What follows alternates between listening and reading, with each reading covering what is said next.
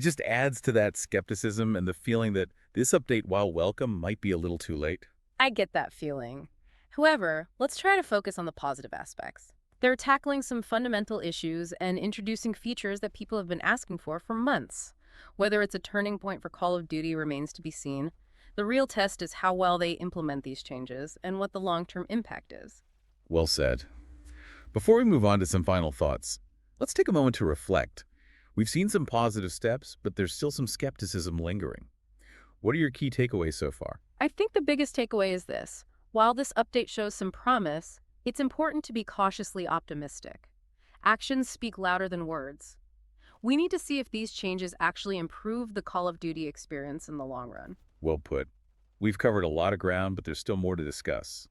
When we come back, we'll dive deeper into the potential implications of these changes and what they can mean for the future of Call of Duty.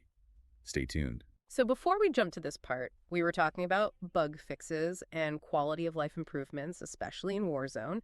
I know you're particularly interested in how some of those directly affect you. Oh, absolutely. Faster reload speeds, the jump shot adjustments, and that more consistent bullet penetration they're promising. Those are all fantastic.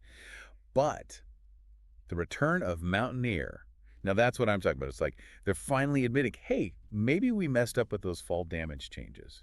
Bringing back Mountaineer was a pretty smart move. Remember how much you loved that perk? It shows they are actually listening to the community at least a little bit. Sometimes the best features are the ones you bring back, not the new ones you try to invent.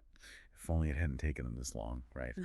What about the equipment changes? That body shield nerf seems like a big deal. Yeah, that seems to be a direct response to all the complaints about exploits and those overpowered mechanics. Remember how annoying it was to get killed by some guy basically flying across the map with a body shield? They're trying to bring the focus back to more tactical gameplay, which I think is a good thing. It's about time. Shouldn't have taken a community outcry for them to fix something that was obviously broken from the start. And then there's that massive list of bug fixes coming in Season 2.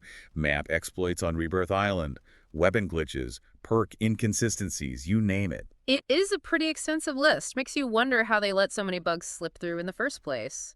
It's good they're finally addressing them, but it does point to a bit of a pattern, always reacting instead of being proactive.